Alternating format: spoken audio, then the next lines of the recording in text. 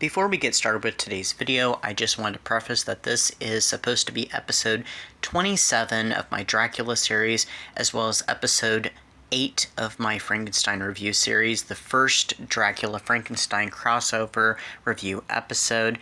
Without any further ado, let's get right into the video. Hi, I'm E.T. Lewis and welcome back to my channel. Happy Vamptember, Vamptember25, which is the official hashtag for the event. We're in the second half of the month and there's still time if you'd like to take part in Vamptember. Please check out the video announcing it by the event's creator and host, Regina at Regina Santa Library, as well as the co-hosts, Alex the Bookkeepus and Elizabeth Sagewood, and myself. All the prompts are optional. There's reading prompts and there's activity prompts. As long as you're enjoying some vampy stuff, vampy reads, vampy movies, activities, going places, making art, as long as it's all legal, and having fun. So one of the prompts is to watch and review and post a review on social media, which I think YouTube counts as social media. I don't know. I did watch another movie a few days ago that I'm thinking about making a post about reviewing. So either way, I'll have that taken care of. But I watched a movie. Came out last year. It's called Monster Mash. And it stars Michael Madsen, who I had to look up because I'm like, who is this guy? The late Michael Madsen, by the way. He did pass away earlier this year, sadly. I wasn't quite sure who this guy was, so I had to look him up. And I'm like, oh, okay, I've seen some movies that he'd been in, older movies. And so I saw some younger pictures of him. Okay, he looks very familiar. So I am somewhat familiar with him, but this may have been his last film. I'm not really sure. It was one of his last, that's for sure. So this film was released by the Asylum, so I'm so sorry. Okay, sorry about that. So like I said, this film was made by the Asylum. They're known for making low-budget movies, specifically, not completely, but mostly making mockbusters, which are low-budget films made to cash in on major motion picture releases. And so I think this one might have been made to cash in on Abigail, the movie that came out last year about the ballerina vampire. And I'll talk a little bit about that in a bit, of why I think that, especially with the year.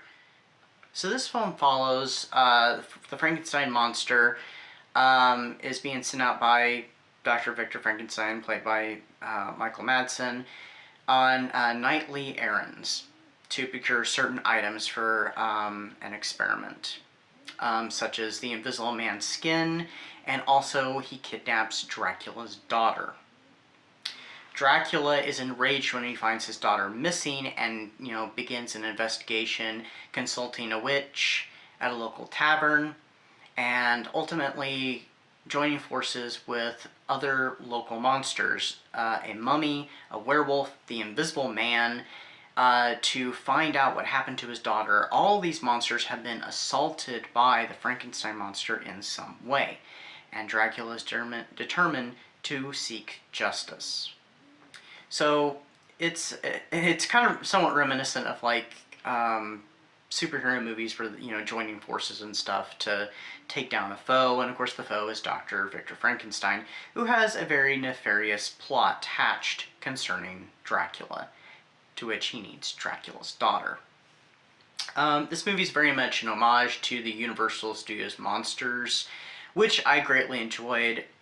And it also had a few Easter eggs, of course Dracula's daughter itself being an Easter egg to the classic Universal Studios movie, as well as the Frankenstein monster's name is Boris, referencing Boris Karloff, who was famous for playing the Frankenstein monster in 1931, and a few films after that.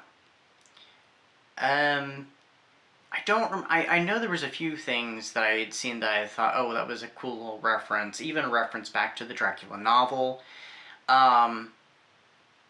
here and there, so I thought it was really cool. Is this movie great? No, it's very low budget, but it's not meant to be anything spectacular. I think it's meant to be something fun, which is what it is. It's not, movie will change your life. It's not the best thing you've ever seen. It's just something enjoyable just to watch for fun, not to get anything out of it. And that's exactly how I saw it.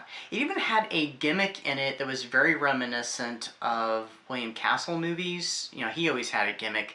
This one, I think it was the movie Homicidal, where the movie kind of pauses for a little bit, and it had a ticking clock. This one had, I think, a timer on it, and it had a message on it that was being read to, I think, by Dracula, and advising the audience that if they'd like to leave now before the movie gets really scary and rather, super gory, not that there hadn't been gore earlier in the film, because there had been, that it was giving you a chance to turn the movie off now and, be done with it. The William Castle movie did something very similar. If you were so scared you didn't want to know the twist of the movie, leave the theater now. So it was kind of a fun little gimmick, kind of a throwback. I did have a few critiques about this film. I wish that Dracula had been more menacing. He's supposed to be this all-powerful, scary vampire. Also, he gets knocked out, I think at least twice, knocked unconscious, and I'm like, is that very believable? But then again, every vampire film, whether it be Dracula or another vampire, always has its own lore. And so the film has to establish its lore. So I guess in the universe of this film, Dracula can be knocked unconscious if he's hit hard enough. I guess that's not totally unbelievable, but I had a hard time swallowing that. And also his menacing, he wasn't overly menacing. People were intimidated by him because they knew who he was, but he didn't seem overly menacing. He was sympathetic, and I don't mind a sympathetic Dracula. I don't. I mean, I enjoy the Coppola film, which is a very sympathetic Dracula. He may do horrible things, but you also sympathize with him, because of the story. The other little thing I wanted to critique was I found it really odd that all the monsters lived in, short proximity of each other. They all lived in, Romania, the Invisible Man, the werewolf. The mummy was in these catacombs in, a mountain that was not too far away. And even Frankenstein himself lives, his castle's not... I don't know how far any of these people are going, but it's all within a night. And the Invisible Man, Griffin, he has to walk, and I don't honestly know when this movie was taking place. There wasn't any, cell phones, computers, so I don't know if it was supposed to take place in the present, it was supposed to take place in the past. I kind of doubt the past, though. I guess the movie is rather timeless, so I was a little uncertain about that.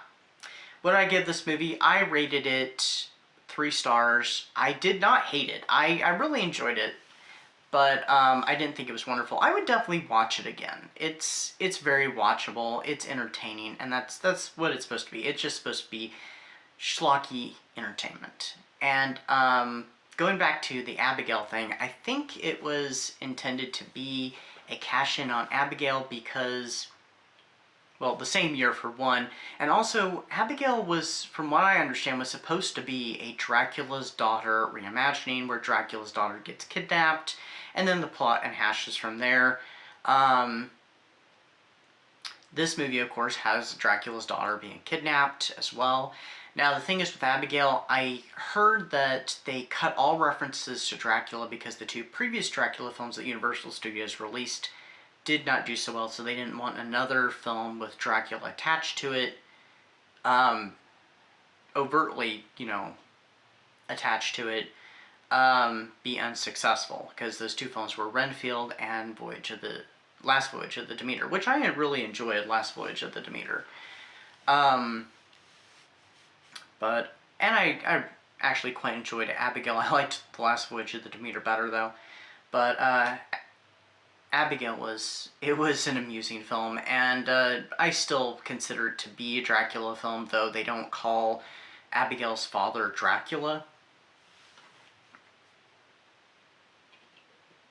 I still count it that way, so Anyway, that is my review. I hope everybody's having a great Vamptember so far. I don't know when the group watch of the Lost Boys is supposed to happen or how that's happening. But stay tuned to all the channels, and so until next time, stay safe, stay spooky, and happy Vamptember. When you next see me, it will be Halloween-a-thon. Bye-bye.